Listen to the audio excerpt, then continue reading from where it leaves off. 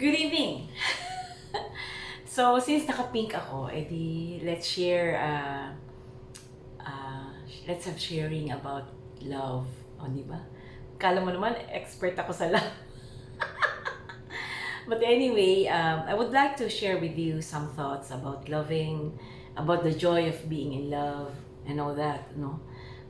It could be very, very long, so I'd rather focus on the core, which I could share with you. This one is very spontaneous, and as such, I just want to share with you my thoughts on loving, right? So, um, okay, so one is if you feel that feeling in your heart that you are in love, whether or not the other party loves you, then pursue with the feeling of loving. Of course, there is a boundary. Like for example, you're loving with him, not knowing that you love him. Magkaiba yon, di ba? But still and all, the feeling, the joy of being in love is something that you should not suppress at all from your heart, because it's something that is really very, very precious, and it's something really very, the most beautiful feeling in the world is getting in love. So just pursue it. The bonus is when you are on the right time of being in love, and two is if you are being loved back. That's the most and the happiest feeling in the world. Alam mo, yung pag-ibig, ang laki-laki nagagawa niyan eh. It could make you or break you. So the situation is, if you're the only one who loves, and the other person doesn't know it, it's okay. At least you get the feeling to love, right? On the other hand, if you are being loved in return, and as such, both of your feelings are genuine, then it's the most beautiful feeling, because two of you are so in love, and as such, you are sharing your love to a person, and as such, there are two strong forces that unites right now. If you're in love, right? So that's very powerful. You could achieve your dreams, you could pursue your ambitions and all that, because a person who loves is very supportive, is very understanding, let the other people shine. It's not possessive. The person who loves is very respectful of others ambitions. So ganun yun eh. Kasi kung totoong nagmamahal sa iyo, no? So you rather you are indeed a very lucky person if you are in that kind of love, in that state of loving. So yun. So number one is pursue the act of loving, the intention of loving sincerely and genuinely. Number two is be grateful if you are the luckiest if you are loved back, but don't expect, because And then number three is, you need to handle the way you love a person. You need to handle yourself, because in that particular scenario that I said, wherein you are the only one who loves, it could actually make or break you. It depends on what you are as a person. Like for example, if you're someone emotional, if you're someone who is not that strong, or if you're someone who doesn't have the backbone or the support at the back, then you would really fall down. And as such, you really have to be very strong in doing that. Kasi, how to be strong? Focus on the love. Don't focus on what you don't have. And number two is, have strong faith in God. Kasi, talagang in the end, dun ka naman talaga tatakbo sa Diyos, di ba? And number three is, try to share it with one person. Yung isang tao lang na pwede mo mapapagkatiwalaan. Kasi kailangan mo ng support kasi medyo painful yung ganong type of love na ikaw lang ang nagmamahal. But ako pa rin, may take away on that is that you still pursue it. Bakit mo naman i-deprive ang sarili mo na magmahal, di ba? So yun, that's my on that. You should be strong, you should know how to handle it, and that accentuate the positive attributes of falling in love. Like for example, if you're in love, even if you're not being loved back, but at least you are inspired, to do all things and all that, and that that would make you a better person, right? So yun yung ano doon, yun yung take away doon. Ganun talagang pag-ibig eh, alam mo yun, talagang it's really something na so powerful, and yet it could make or break you, di ba? So, I'm still grateful that I get a chance to fall in love. Naawa ko dun sa mga hindi nakakaranas maging magmahal, di ba? And number 4 is don't focus on the last, on the sensual part and all that. It's part of it, but don't focus on that. Make it sacred and make it holy and make it noble. Don't focus on that. Although, syempre, hindi natin masisisi kasi there's a certain age wherein your hormones really fly high, right? So, but still, focus on the other aspects of love, on the other aspects of loving. You know, the fact that someone treats you special, someone speak highly of you, someone thinks of you. Sa akin nga, may mag-isip lang ng maganda, masaya na ako. Because ako, naniniwala ako that, you know, all good feelings go through the universe and surrounds you, right? So if someone is not, you know, thinking ill of you, then it will redound to you as well, right? So yun.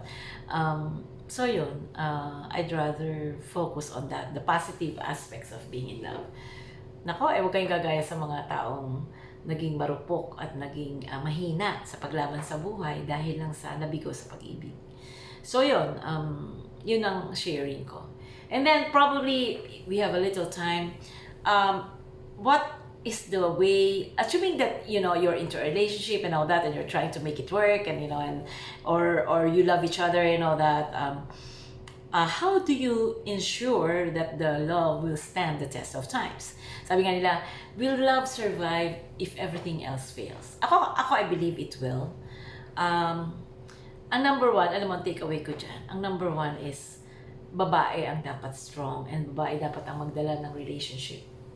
Kasi, iba kasi yung gender ng mga lalaki. It's not that they are not strong, it's not that they are created differently. You know, women are more enduring, women are more sacrificial, women are more understanding. To me, and as such, petty fights, you know, petty misunderstandings should not be part. It's a part of life, but you should not, you know, accentuate or focus on it, and you know, go into make a little fire into conflagration, right? So, yun, the women should be strong. The woman should be strong. The woman should stay on the sidelines. Strong, very strong, supportive, smart, and all that, but you should stay on the sidelines and be that, you know, ano yun? Ilaw. Be that loving guideline, you know, be that light, be that malambing, be that soft person on the other side of the relationship, because the man has to, you know, do the hard part, right? The earning and all that. Sorry, and the fact of being strong, you know. So yun, number 1 to me is the woman should provide the light, and you know, be more understanding, not nagging, you know, and stay loving and careful and loving and caring, and you know, stay maalsikaso, malambing and all that. Really, yun dapat eh. Ako nga, katulad ko, pinalaki ako sa laging nagsisigawan, so ako, ang advice ko sa inyo, try to be soft-spoken. You know, don't shout. You know, try to be mild-mannered and all that. No? So, yun. So, women, number 1 is woman should be the light. Provide the light, should provide the inspiration, you know. Don't focus on, you know, petty things and all that. So, number 2 is understand the language of love of the other person. So, ibig sabihin, yung sinasabi ko sa'yo, there are 5 language of love: service, gifts, word of affection, and all that. Meron pang iba, nalimutan ko na.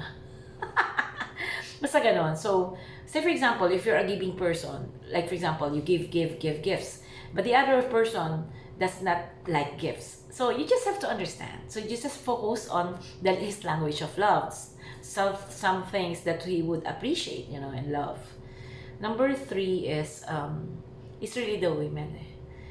Continue to love, even if there are moments that the love wanes, or go away or drift away, continue to love, be strong, and continue to be faithful, because men doesn't like women who drift away. So if you're into a relationship, I suggest that you better be loyal and faithful. Don't look around. Don't look on other men, because you're already committed to the one you love, right? So ayun. And then fourth is stay loving and caring, stay sweet and humble, and stay understanding, and make the relationship work. Number five is you learn to be silent. Learn the time that you would be just listen. Don't counteract. Ibig sabihin, halimbawa, nagkaroon kayo ng petty fight, huwag mo naman sagutin. You better be silent and listen. Maybe he has a point that you need to listen to. Because men really speaks, and yet when they speak, it really means a lot. There is really a core or heart into it. So yun, stay with your man if you're in love. The perfect life is when you love and you're loved back. But only few people have that. So in so doing, in essence, if you're just the one who loves, it's okay, but you just have to carry it properly, make it more inspiring to you, and make you a better person, and something that would make you a better person. Don't sulk also. Don't sulk in the wrongs, but rather focus on the rights or on the blessings. Kasi pag nagbilang ka ng wrong, walang mangyayari, di ba? So, and accept the person as he is. He's not perfect, but he is the one that would complete you, right? So, love is patient and kind, never jealous or envious, never haughty or selfish or proud. That's from Corinthians, verse 1, verse 13, 1 to 14, something like that. So, research ulit na lang. And that's one of my favorite phrases. And also the one in Isaiah, you are precious in my eyes and I love you. So yeah, God bless you everyone. Stay in love if you have the opportunity, and you should know where you stand. God bless, and stay loving and kind, and God is good all the time. God bless you.